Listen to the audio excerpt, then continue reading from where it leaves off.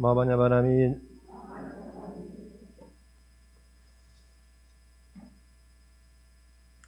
네, 반갑습니다. 네, 오늘은 음력으로 11월 1일 초하루 신중기도법회입니다. 오늘 본문 끝나고 제사가 또 있죠? 제사 지내죠? 없습니까? 네, 그러면 좀 약간 본문을 길게도 괜찮겠네요. 네. 제사가 있으면은 좀 줄이려고 했는데 그래도 뭐 오늘 다른 때보다는 1시간 정도 늦어져서 본문을 조금 추각해서 말씀을 드려야 될 것 같습니다. 신중기도를 했는데요. 제가 어릴 때만 해도 신중기도는 초하루 기도라고 잘 안 하고 신중기도가 더 컸어요. 신중은 말 그대로 신들의 물인데 우리를 호흡신장이라고 그러잖아요. 신장, 호흡신중 이렇게 해서 신들의 물인데 신중기도는 말 그대로 우리의 삶, 인간의 삶의 기륭화복을 열어주는, 결정하는 그런 역할들을 하는 게 신중입니다. 법당에 이렇게 둘러보면 아시겠지만 제 뒤편에는 부처님이 계시죠. 이거를 이제 상단이라고 그래요. 윗상자 써가지고 불단 그러죠. 부처님의 세계를 말합니다. 우리가 이제 신중단에는 중단이라고 하는데 가운데 중자를 쓰기도 하고 무리중자를 쓰기도 해서 중단 그래요. 그 중단은 신들의 모임인데 지금 우리 금강정사의 신중단은 104위가 넘는 것 같아요. 제가 지금 이렇게 눈썰미로 보니까 원래는 이제 104위를 104분의 신들을 모시게 돼 있어요. 거기에는 인도에서 유래한 신, 또 중국에서 유래한 신, 또 한국의 토속신앙에서 유래한 신 다 모여가지고 그 신중단 104위 안에도 상중하가 나눠집니다. 그 중단은 말 그대로 중생의 세계예요. 중생의 세계와 가장 가까운. 중생의 세계는 어디를 의지해 있어요? 부처님의 세계를 의지해 있죠. 비하고 있는 거죠. 그래서 부처님이 드시던 공양을 내려드리는 거예요. 태공이라 그러죠. 그 신중단에 있는 신들은 부처님이 드시던 공양을 받는 걸 제일 기뻐한다는 거예요. 부처님이 드시는 음식을 드시는 거를 가장 기뻐한다. 그래서 태공을 하는 겁니다. 그리고 이제 우리가 앉은 쪽에서는 왼쪽이겠네요. 그거는 영단이라고 그러죠. 하단입니다. 하단. 아래 하자 써가지고. 근데 영단은 이제 신인을 모셨기 때문에 영간을 모셨기 때문에 영단 그러죠. 그러니까 저기는 이제 영가의 세계잖아요. 영가의 세계. 영가의 세계는 어디를 의지해 있어요? 인간의 세계를 의지해 있는 거예요. 인간들이 챙겨주고 모셔주고 그렇게 하죠. 그러니까 중생의 세계는 어디를 의지해 있어요? 부처님의 세계를 의지해 있죠. 그래서 지금 우리 안에 법당에 있는 이 불단과 중단과 영단이 그대로 화엄세계예요. 부처님의 우리 불교의 세계관이 그대로 축약해서 녹아있는 게 바로 이제 이 법당 안의 구조인데 이 법당 안의 구조는 우리 한국 불교만 있는 거예요. 한국 불교에만. 그러니까 우리의 한국에 불교가 들어와 가지고 한국다운 그 모양으로 탑이 되면서 그렇게 자리를 잡은 거죠. 그러니까 법당에 들어오면 부처님도 만나고 신인당도 만나고 조상님도 만나고 이걸 뭐라 그래요? 원 서비스랍니다. 원서 서비스. 그런 순간 다 해결됩니다. 부처님도 뵙고 신님도 뵙고 고개만 돌리면 조상님도 뵙고 이게 얼마나 이게 좋은 서비스입니까? 그런데 우리가 이제 신중 기도를 했는데 신중 기도는 말 그대로 그 신중이라고 하는 건 아까 말씀드린 것처럼 우리의 인간의 삶의 기륭화복을 다 점지한다. 부처님이 마치 저 하늘에 떠 있는 해와 같다면 신중님은 물과도 같은 거예요. 성장시키는 힘이죠. 그리고 우유 안 먹으면 어떻게 돼요? 시들죠. 네. 요 앞에 화분이 두 개가 있는데 이쪽에는 더 많이 시들어 있네요. 왜 시들었을까요? 물이 없어가지고. 네. 물이 없어서. 그래서 이 신중이라고 하는 분은 우리의 물과 같은 분, 생명을 연장시키는 힘이 있고 변화시키는 힘이 있어요. 신중기도는 그만큼 중요하다.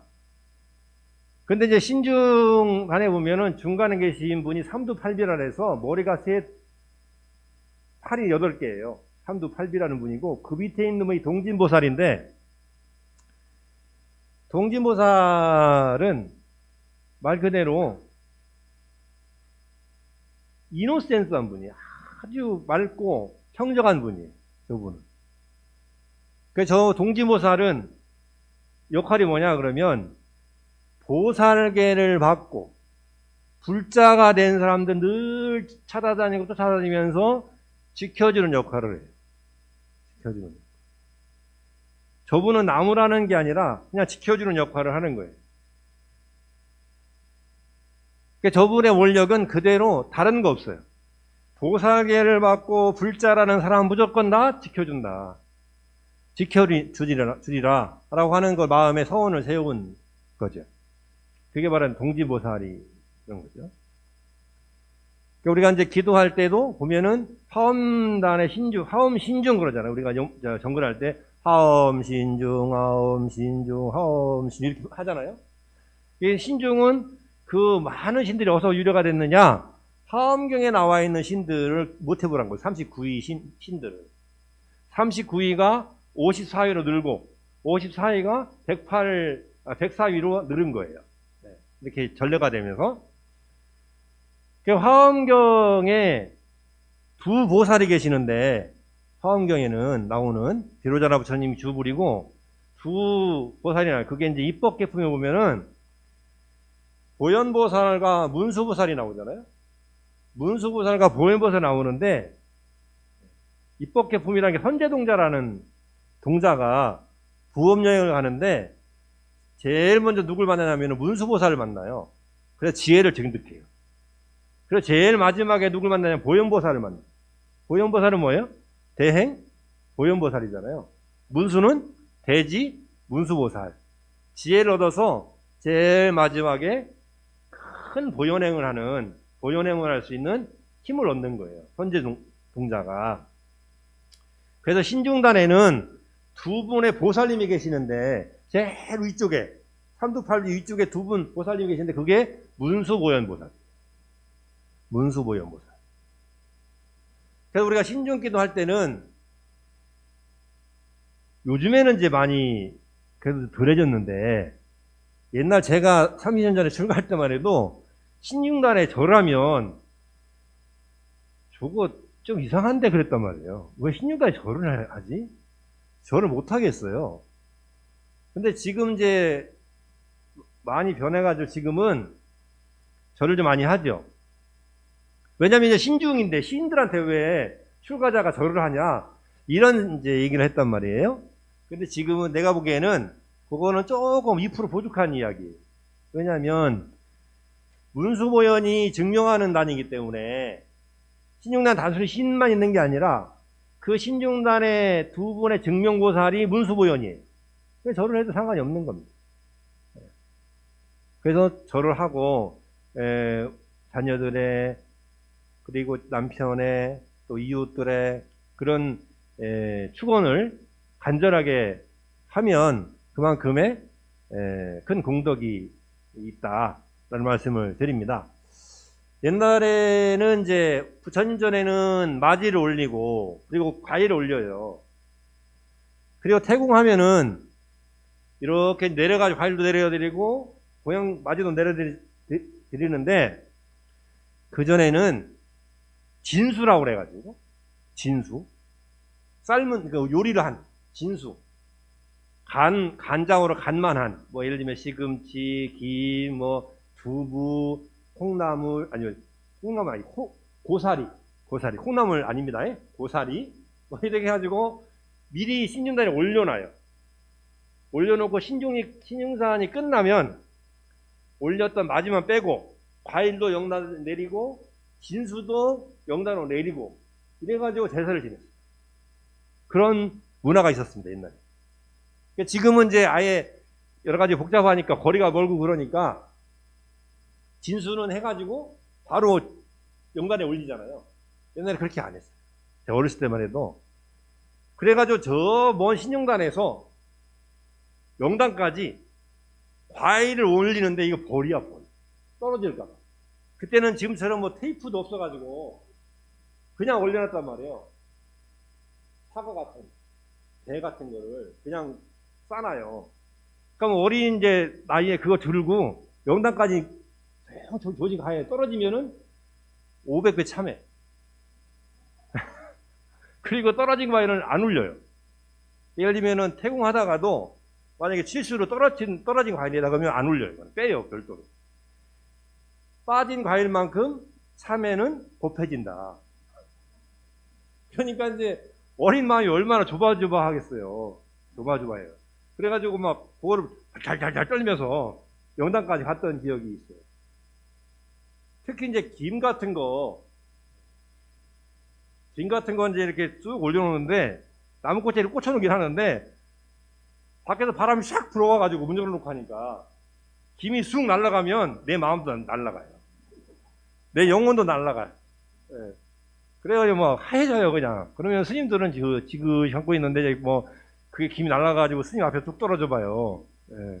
제사 지내려고 눈을 뜨니까 여기 이 스님 연불 안에 거기에 김이 한 장 와 있어 봐요. 얼마나 이게 당황스럽겠어요. 그런 어린 기억이 있는데 어쨌든 이 말씀을 드리는 거는 이 안에 있는 상단과 중단과 하단은 그대로 다 우리의 어떤 부처님 세계관을 다 연설하는 거다, 펼쳐놓은 것이다, 이렇게 말씀드리면서 신중기도는 늘 마음속으로 보통은 이제 초하로 입지하면은 초 3일까지는 신중기도를 하죠. 3일기도는. 3일기도는 3일수시는 천재보요, 백년탐무는 진일진이라 그런 초마심의 얘기가 있죠. 3일 닦은 마음은 천년의 보배다. 그러니까 백년탐무는 100년 동안에 탐한 그런 물욕은 하루아침에 일주지 티거 같다, 이술가 같다. 그런 그 경전에 가르침이 있는 것처럼 3일 동안에 오늘부터 해가지고 열심히 기도하는 것도 큰 도움이 된다, 그런 말씀을 드립니다. 특히 이제 연말연시가 되면 마음이 말랑말랑해져요. 말랑말랑해져가지고 뭔가 좀 약간 새로 1년을 또 마무리하면서 새해를 준비하면서 조금 마음이 틈이 생기기 시작해요. 틈이. 그러니까 이 틈을 생기지 않도록 잘 해야 되는데, 그래 이때 바로 이제 그런 기도를 통해서 우리는 자기 마음을 다잡아야 된다라는 차원에서 오늘은 연말연시 마하반야바라밀이라는 제목으로 본문을 준비를 해봤습니다. 얼마 전에 11월 달에 11월 초쯤 한 달 전이죠. 그 미국의 퓨 리서치 센터라고 하는 데에서 17개 선지국들의 설문조사를 했대요. 설문조사를 했는데 한 19,000명 정도 설문조사를 했는데, 제목이 뭐냐 그러면 뭘 물어봤냐면 무엇이 당신의 삶을 의미 있게 만드나요? 그러니까 자기 삶이 누군가 다 의미 있어지길 바라죠. 의미 있는 삶이 되길 바라죠. 그냥 흘러가는 대로 또 되는 대로 사는 삶이 아니라 시간이 쌓일수록 뭔가 의미 있게, 가치 있게, 그런 삶으로 누구나 원하죠. 어떤 것들이 당신의 그런 삶을 가치 있게, 의미 있게 하느냐라고 물어봤다는 거예요. 그러니까 이제 결과적으로는 뭐 가족이나 자녀 또는 뭐 직업, 경력, 또 돈, 물질적 풍요, 그리고 뭐 친구와 모임 활동, 그리고 몸과 건강, 이렇게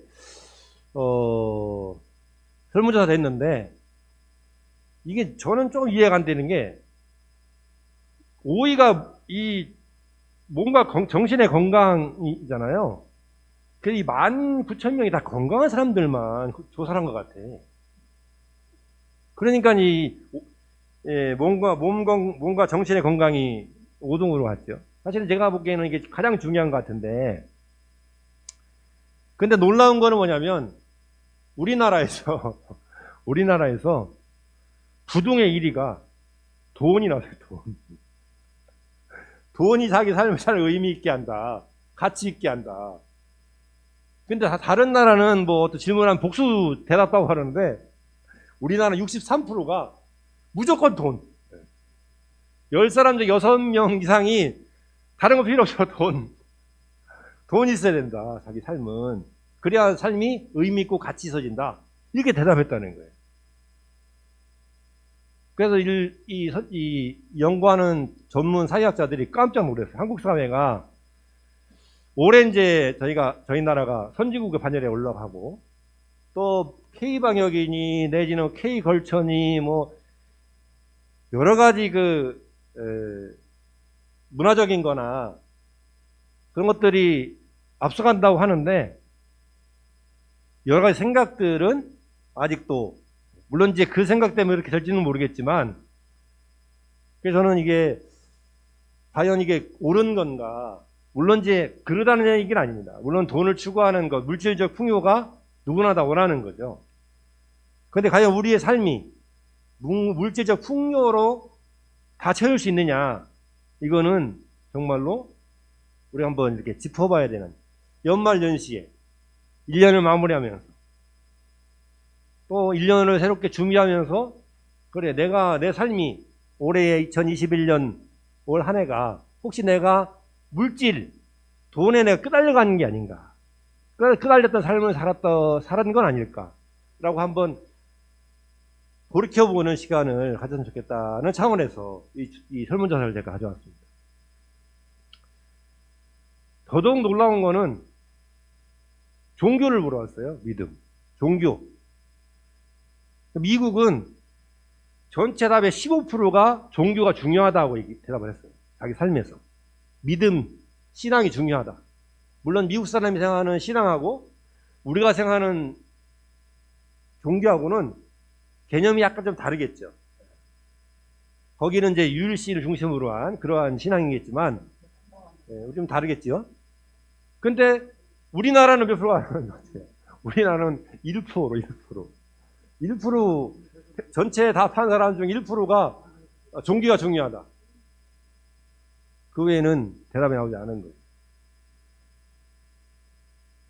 여러분은 어떻습니까? 여러분의 삶에 의미 있게 하는 건 뭐 어떤 가치가 있을까요? 그러니까 종교가 1%가 나왔다는 거는 저는 이게 시사하는 바가 크다 봅니다.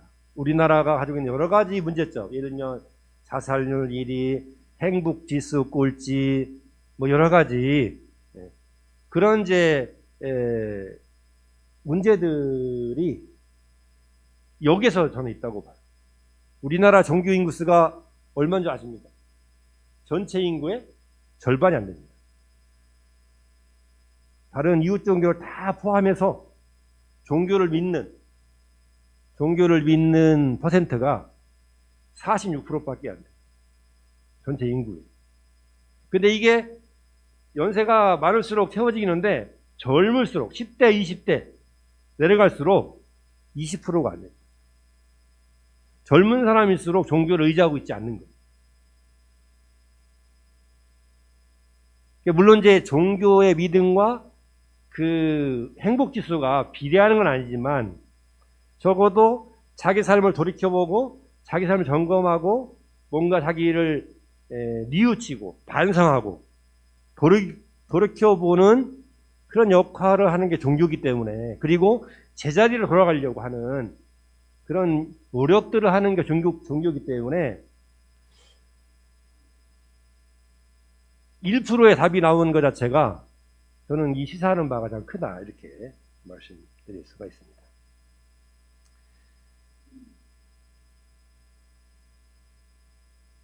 새로운 이제 지금은 그런 이 설문조사를 통해서 우리의 삶을 한번 돌아보는 그런 시간들을 가졌으면 좋겠는데요. 우리 금강자 신도분들은 기도나 내지는 이제 집에서 기도할 때 또는 절에서 나와 기도할 때 참조할 만한 게 될까 해서 제가 가져왔는데요. 기도할 때 요 5가지는 꼭 갖춰야 됩니다. 5가지 갖춰라. 첫 번째는 귀, 두 번째는 찬탄, 세 번째는 참회, 네 번째는 발언, 마지막이 중생회향인데 이 5단계의 기도의 순서가 있는 거예요. 요런 5가지를 꼭 갖춰야 된다. 내가 현재 기도를 집에서 하든 절에 와서 하든 짧게라도 이 5가지를 현재 이 순서대로 갖추고 있는지 한번 점검해 볼 필요가 있습니다. 지금 이 써놓은 5가지가 어디에 이 구성되어 있냐 그러면 우리가 늘 격송하는 천수경이 이 구조로 되어 있어요. 천수경. 귀하고, 그리고 찬탄하고, 그리고 참여하고, 그리고 네 번째로는 발언하고, 그리고 마지막으로 회양하는 이 5가지 단계로 되어 있다. 그래서 우리가 그런 이제 기도할 때도 이런 순서를 가지고 한번 점검을 해볼 필요가 있다라는 겁니다. 그리고 이제 연말이 되면 무엇보다도 이 기도를 점검한 다음에 또 하나 점검할 게 뭐냐면 우리가 일상적으로 생활할 때에 늘 커뮤니케이션 하는 것이 언어잖아요. 언어. 말이잖아요.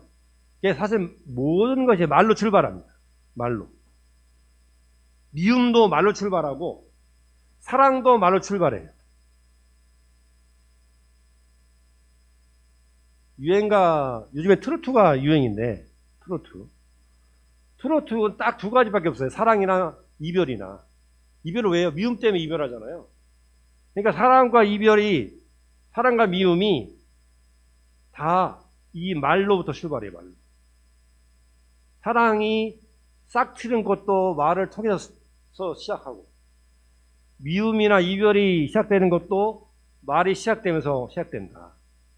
속으로만 미워하고 속으로만 사랑해가지고는 시작되지 않습니다. 그래서 이 말이 그만큼 모든 것이 출발인데 그 출발인 이 말을 한번 우리가 점검할 필요가 있다. 그래서 저거는 늘 얘기하는 게 본인의 언어적 습관이 그 사람의 삶의 질을 비례한다. 그 사람의 삶의 질과 언어적 습관이 비례한다는 거예요. 그래서 말이 거칠고 억세고 또 뒷담화를 하죠. 비방 잘하고 두말하기 좋아하고 이런 사람들은 그만큼 자기의 삶이 퍽퍽하고 장애가 많고 또 미워하는 사람이 많다는 거예요. 그래서 이 말을 억세지 않게 험하지 않게 둔탁하지 않게 하는 그런 자기 점검이 필요하다는 거예요. 그래서 우리가 모든 경전을 읽을 때 제일 먼저 하는 게 정곡진언인 거예요. 자기 삶을 좀 더 윤택하게, 좀 더 행복하게, 좀 더 성취하게, 승리하는 삶으로 가는 출발점이 뭐냐 그러면 말이에요, 말. 언어라는 거예요. 언어. 이 언어 에너지라는 게 언어학을 하는 분들의 책을 한번 읽어보니까 우리가 말을 뱉잖아요. 언어 에너지가 있어요. 이 에너지입니다, 에너지. 이 말 툭 뱉을 때 이 에너지가, 언어 에너지가 사라지는 게 아니라 이 우주 공간에 머물러 있다가 본인한테 돌아온다는 거예요. 세계에 백인 위인이 있어요. 현재 살아있는 성공한 사람들의 삶. 예를 들어 돈을 많이 벌었다든가 유명 인사가 됐다든가 무슨 뭐 큰 정치가가 됐다든가 이런 사람들의 이야기를 들어보면 가장 공통적인 게 있어요. 그 뭐냐 그러면 어렸을 때 누군가에게 그 사람에게 긍정적인 말을 해줬어요. 긍정적인 지지하는 말을 해줬어요. 너는 잘 될 거야. 넌 이걸 참 잘해. 넌 이거는 너의 특징인 것 같아. 이렇게 칭찬하는 말을 해줬어요. 그게 그 사람을 위인으로 만드는 씨앗이 됐던 거예요. 그 사람을 성공하는 삶으로, 승리하는 삶으로 이끌었던 씨앗이었던 거예요. 그래서 이렇게 돌이켜보면 자녀를 키울 때 가만히 생각을 해보세요. 내가 칭찬을 더 많이 했나? 야단을 많이 쳤나? 칭찬을 많이 했어요? 야단을 많이 했어요? 내가 감정적으로 화날 때마다 야단친 것 같기도 하고, 그렇죠? 네. 정신 없는 놈이라고 야단 많이 쳤죠. 네. 근데 왜 정신 없는 놈인지 아세요? 정신없이 살다가, 정신없이 연애하다가, 정신없이 결혼해가지고, 정신없이 애를 뱄어요. 그러다가 정신없이 애를 낳다가, 애를 낳으니까 정신없는 놈이 나온 거예요. 내가 정신없이 살다 보니까 정신없는 놈이 나온 건데, 그걸 가지고 정신없는 놈이라고 야단을 막 쳐요. 그게 문제인 거예요. 그리고 그 아이 그렇게 양육하면서도 사실은 긍정적인 메시지나 칭찬이나 지지보다는 사실은 하지마 소리를 더 많이 했어요. 하지마. 안 돼. 이렇게. 이제는 이제 그런 시대는 지났지만 요즘 애들은 그런다고 하고 되는 게 아니에요. 벌써 6개월만 지나면 유튜브 틀어주면 아무 소리 안 하는데요. 요즘 아무것도 안 먹히는 시대입니다. 6개월 지나도 유튜브만 틀어주면 애가 조용해져요. 지가 손으로 뭘 만져 이렇게. 이게 뱃속에서 그렇게 교육을 받고 나오는 거 봐요. 그래서 이 언어라고 하는 게 막 중요한데, 그래서 종급질언이라고 하는 것 자체가 수리라는 게 훌륭합니다는 뜻이에요. 훌륭합니다. 해석하면 훌륭합니다. 그러니까 훌륭합니다. 마술이니까 아주 훌륭합니다. 그러니까 경전을 읽을 때 그 경전이 나오는 부처님과 보살님과 부처님의 제자들을 아주 훌륭합니다라고 얘기하는 거예요. 그게 종급진언. 그러니까 우리가 연말에 1년에 혹여라도 억세게 말했고, 또 험하게 말하고, 욕설하고, 남을 속이는 게 일부러 속인 게 아니라 어찌하다 보이 속이게 그러다면은 이 연말에 종급진언을 통해서 이 구업을 할게요.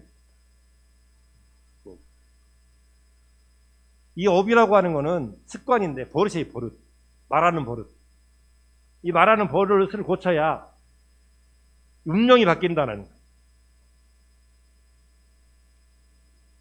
운명이. 내 운명을 바꾸고 싶다. 연말에 예를 들면 올해 좀 힘들었다. 내년에 좀 좋아지길 바란다. 그러면 뭘부터 바꿔라? 말부터 바꿔라. 그래야 바뀐다는 거예요. 말 안 바꾸면 운명이 바뀌지 않습니다. 업장소멸이라는 게 있어요, 불교에는. 업장소멸. 업장을 소멸하는 거. 업장 소멸하는데 가장 중요한 게 말 바꾸는 거. 그만큼 중요합니다. 출가해가지고 제 행자상을 해보니까 출가 전과 출가 후가 뭐가 달라지느냐? 말이 달라져요. 쓰는 말이. 욕 안 하거든요. 아따, 저도 말했을 때 욕 허벌나게 했거든요. 근데 출가해가지고 욕을 안 하게 돼요. 욕할 수가 없잖아요.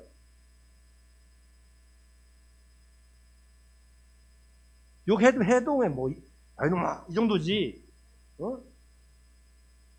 별 욕이 다 있잖아요. 입에 담을 수 없는 것들이 많잖아요. 근데 우리 일상을 보면요, 욕에서 시작해서 욕으로 끝나는. 그걸 무슨 멋이라고 욕쟁이니 뭐니 해가지고 또 한때 유행됐어요. 근데 이거는 나이 먹었다고 욕이 용서되지 않습니다. 나이 어리고 철없다고 욕이 용서되지 않아요. 그 욕은 어디로 가느냐? 본인이 다 받게 돼요. 본인이. 거칠은 삶을 살게 돼요. 욕을 많이 하고. 그리고 업장이 소멸이 안 됩니다. 업장 소멸되고 운명을 바꾸려면 말부터 바꿔라. 말. 언어부터 바꿔라. 그 언어부터 바꾸겠다고 하는 게 이 천수경의 정겁진언의 의미예요. 저는 말부터 바꾸겠습니다. 어떻게? 칭찬하겠습니다. 내가 상대방을 칭찬하는 것부터 내 말을 바꾸겠습니다. 그동안 칭찬 못하고 그 사람의 남편의 부인의 자녀들의 잘못된 것만 보인 거죠. 자기 마음이 안 차니까. 그러지 말라는 거예요. 이제는 남편도 칭찬하고 부인도 칭찬하고 자녀도 칭찬하고 손자, 손녀도 칭찬하고 그렇게 언어가 바뀌어야 됩니다. 옛말에 입에서 나온 말은 화살과 같으니 가벼이 내뱉지 말라. 한번 사람의 귀에 박히면 어떤 힘으로도 빼내기 어렵다. 귀에 박혔겠어요? 마음이 박혔겠지, 마음에. 마음에 새겨진 상처되는 말은 다시 회복되지 않습니다. 이게 화살과 같은 거예요. 다 꽂히죠. 요즘에 우리나라가 세계적으로 유행한 유명한 영화가 있는데 지옥이라고 하는 영화가 있어요. 지옥. 혹시 들어보셨어요? 혹시 모르시면은 자녀분들한테 한 보여달라 하세요. 넷플릭스라고 하는 영화만 틀어주는 프로그램이 있는데 거기 지옥이라고 하는 제목의 우리나라에서 만든 영화예요. 근데 출처를 알 수가 없어요. 그냥 영화예요, 그냥. 이걸 무슨 가치적이 철학적으로 보시면 안 돼. 지옥이에요, 지옥. 잘못하면 잘못한 죄만큼 지옥에 간다. 뭐 이런 말이에요. 근데 지옥에 가는데 죽어서 가는 게 아니라 사자가 저승사자 3명이 현실에 나타나가지고 그 사람을 이렇게 불로 화탕지옥처럼 불로 이렇게 태워 사라지게 하는 거예요. 생각만 해도 오싹하네요, 그죠?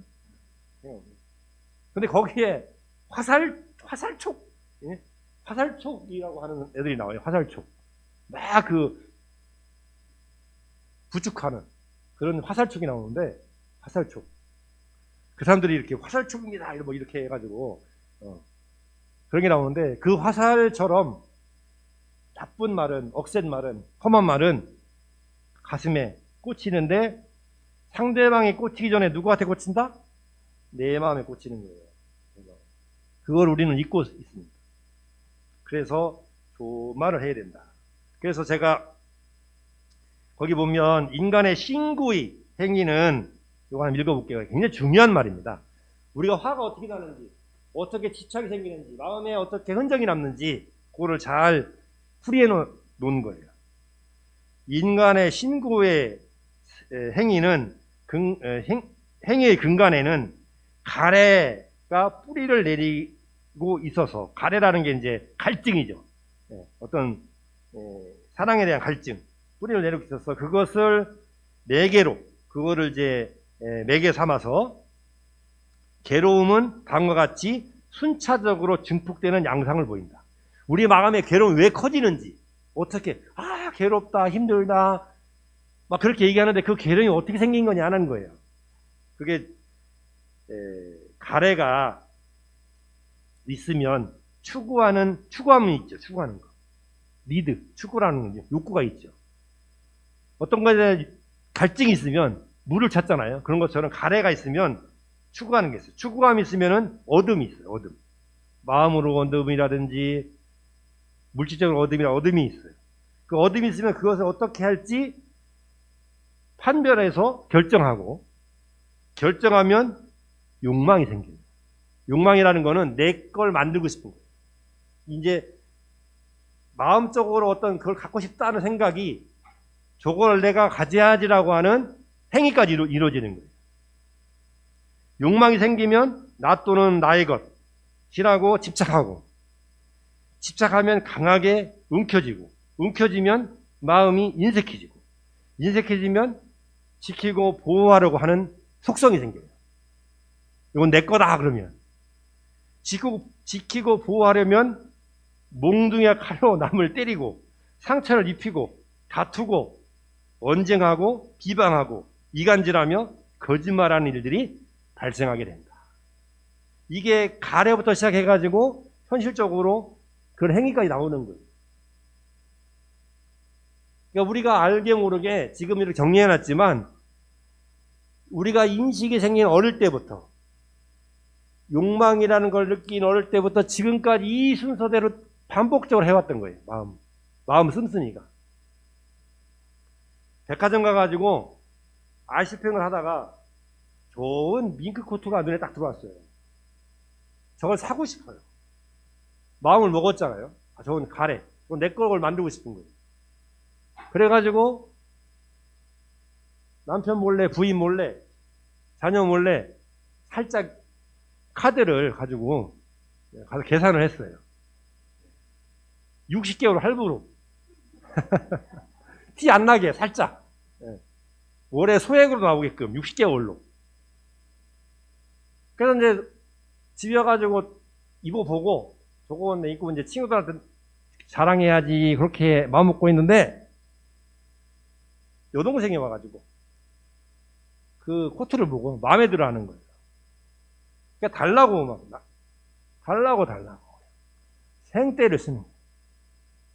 그러니까 어느 날 이제 외출하고 왔다 보니까 여동생이 그걸 살짝 와가지고 입고 나갔어. 이제 전쟁 시작이죠. 그게 어떻게 보면은 간단한 것 같지만 예지만 우리의 마음의 욕망이라고 하는 게 그 욕망이 현실에 어떻게 분출되는지 이런 현실적인 욕망들을 내 스스로가 잘 갈무리해서 내 스스로가 마음에 흔적이 남지 않도록 상처가 되지 않도록 그게 습관이 되지 않도록 그게 화내는 것이 버릇이 되지 않도록 하는 것 그게 기도고 정진이다라는 겁니다. 그게 바로 그런 힘을 얻게 하는 게 마하반야 바람입니다. 그러니까 연말에 뭐 다사다난했다는 말을 많이 합니다. 많은 일들이 있고 많은 어려움들이 있었죠. 아마 여기 앉아 계신 신도분들 한 분은 만나서 인터뷰를 해가지고 2021년 1월 1일부터 2012년 오늘이 4일인가요? 4일이죠? 4일 이 시간까지 있었던 일을 한번 녹음을 해가지고 책으로 만들면 여기 벌써 몇 권이 한 권, 두 권, 세 권, 네 권, 다섯, 여섯, 일곱, 여덟, 아홉, 열 30권을 나오겠네. 30권. 다사다난하죠. 다. 그리고 그 다사다난한 삶 속에